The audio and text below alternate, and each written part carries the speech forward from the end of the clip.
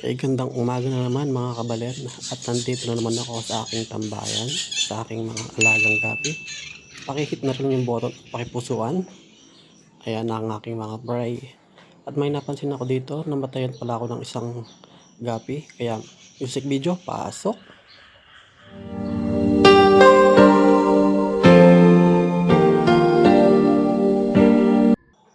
Rest in peace sa iyo gapi. At kung nasaan ka man, sana'y dyan ka na lang. Ito pala yung aking mga breeder. Ayan, mga breeder ko na gapi. Nagtatago pa sila. Nahihiya sila sa inyo. At dito ipapakainin ko nga sila mga kabalen. Ayan. Ayan muna yung papakain ko sa nila. Decapsulated baby shrimp. Tiis-tiis muna tayo ang konti dyan. At wala pa akong dap yan nahuli sa mga kanal-kanal dyan sa Gedli. Ayan. Dyan ngayon ay pinapakain ko sila. At sarap na sarap sila dyan mga kabalen. Ayan, tinititigan ko sila. Ayan, naalala ko bigla yung aking isang gapi na namatay. Ayan, medyo nagduloksa pa ako ng konti dyan dahil nakakaawa talaga. Ayan nga, dyan nga ibababa ako mga kabalen. Papakain ko naman yung mga alaga kong manok.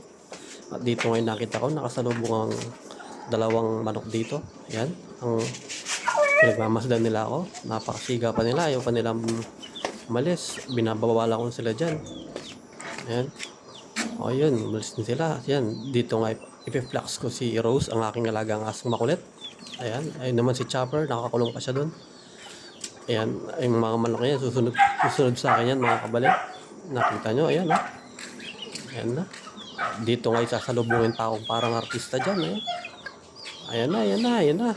Ayan na, nagkakagulo na ako para ako si Coco Martin dyan. Ayan. Ayan, Coco Martin. Pero Coco Lanting. Ayan. Excuse me po. Mga gutom na to. Ayan, dito nga i-fast forward na natin. At aking silang papakainin mga kabalan. Ayan. Kakagulo sila dyan. Nag-aaway-aaway pa sila yung mga kabalan. Unang sila sa pagkain. Kaya nilayo ko yung isa dyan para medyo may space sila. Dahil nga nag-aaway-aaway sila. Nagsasalong sila mga kabalan. Ayan. Tapos ko silang pakain, maglagay ng pagkain. At maglalagay naman ako ng tubig mga kabalan. Ayan. I-refill ko yung tubig nila. At dyan na natapos ko na. Dito naman tayo sa next episode. Ayan. Dyan po yung naglalakad ako. Fast forward natin din. Dahil pupunta ako sa building ngayon at papakainin ko yung aking mga alagang RTL. Ayan. Ready to lay. Papasok na ako. Ayan. At tsara, nandito na ako sa loob. Ayan. Maglalagay muna ako ng apa ng alay. Dahil dyan ay maganda at nakakalas ng amoy sa mga hook nila. Ayan. Lagyan ko muna sila dyan ng inuburan ko ng apa. Ayan. Dyan ay parang naiilang sila dahil hindi ko alam. At lalagyan ko dyan sila ng pagkain dahil nagugutom na yung mga yan.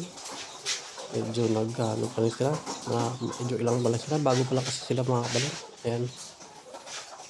Lalagyan ko sila ng pagkain. Ayan. At dyan nahihiya pa sila. Parang ayaw pa nilang kumain. Gusto nila. Sila lang makakakita kumakain. At yun natapos ko na mga kabalan. Enjoy ko yun. Paki-like and share na lang. Salamat. Bye!